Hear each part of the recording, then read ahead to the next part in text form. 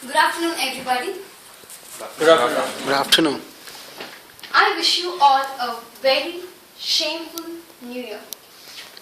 My 2013 started with grief and extreme anger over the death of 23-year-old Delhi gang rape victim who has been stripped, tortured and thrown out of the bus just like this empty water bottle which has been crushed and thrown out of the bus. She's not my friend, she's not my sister, and she's not even known to me. Maybe the feel, who is she to me, kept me very less informed about what happened that particular Sunday night. Basically, I'm a very sensitive girl just like you. I was intentionally unreceptive. All I knew was there was a bus and a girl was raped inside. And that's it, nothing more than that. I don't want to know anything more than that. Couple of days after the incident, I was traveling from my native place, Coimbatore, to Bangalore with a fresh mind to work. When I reached Lalbagh Gate, exactly at 5:15 a.m., I was just surprised to see my fiancé waiting over there for me. What a surprise! He has neither picked me up in the past, nor informed me about his waiting over there since 4:45. What happened to him all of a sudden? I bombarded him with lots of questions. Why would he pick me when I'm so comfortable taking an auto ride at that particular time? He gave me a curt reply. How can you be so loquacious even after the Delhi incident, Visalakshi? Delhi? What happened there? Oh, yeah, someone told me there was a bus and a girl was raped inside that, right?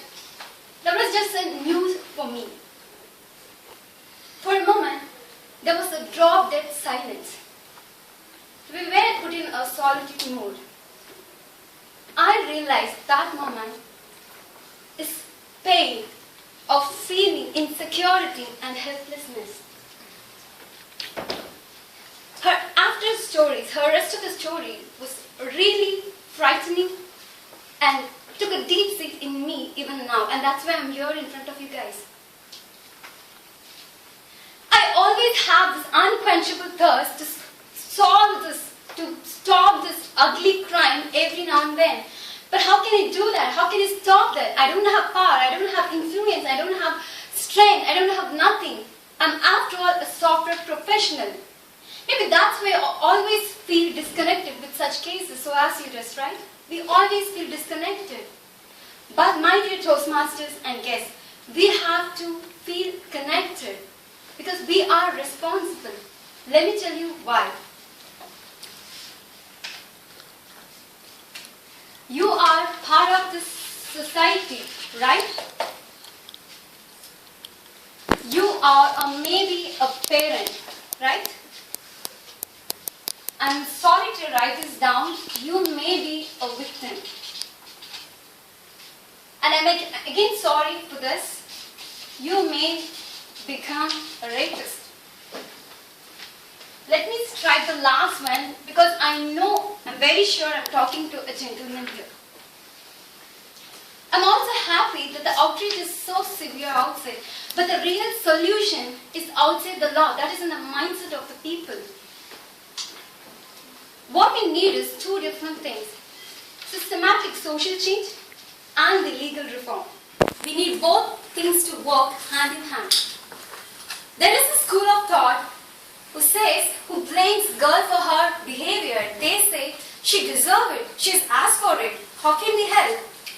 Does an 18-month-old girl baby deserve it? I don't agree.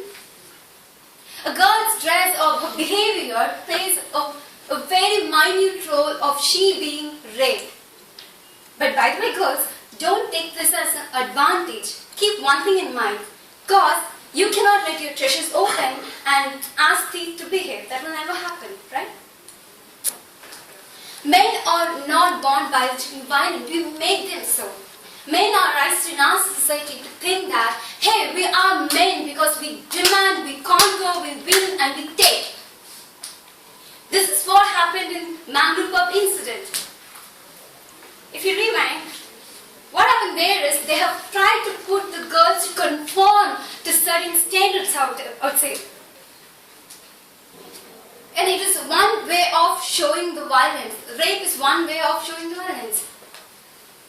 And in 1975, there is a feminist writer who stated, her name is Susan Brown-Miller. She stated that rape is motivated not just by the lust, it is motivated by the urge of controlling and dominating a victim.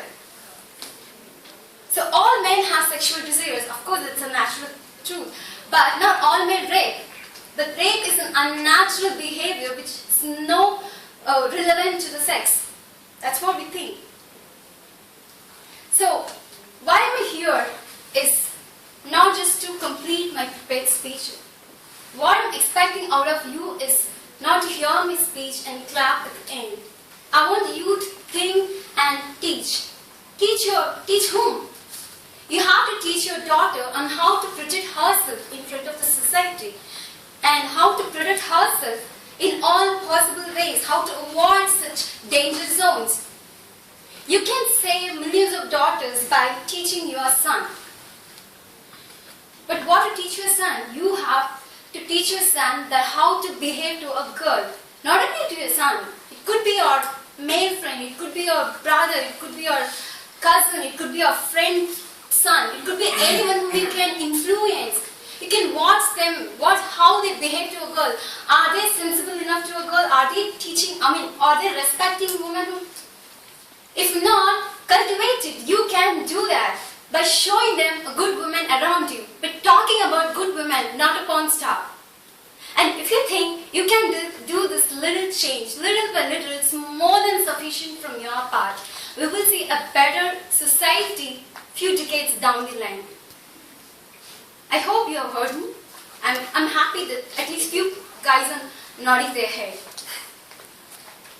With this, I end my speech. I dedicate my speech to all those vulnerable women who have lost their dignity, who have lost their dream, who have lost their lives, and also the one who fought to death to save their girl. They are equally respectable. They are so special to me because they made me so strong, they made me receptive, and they made this speech. Over to you, Toastmasters.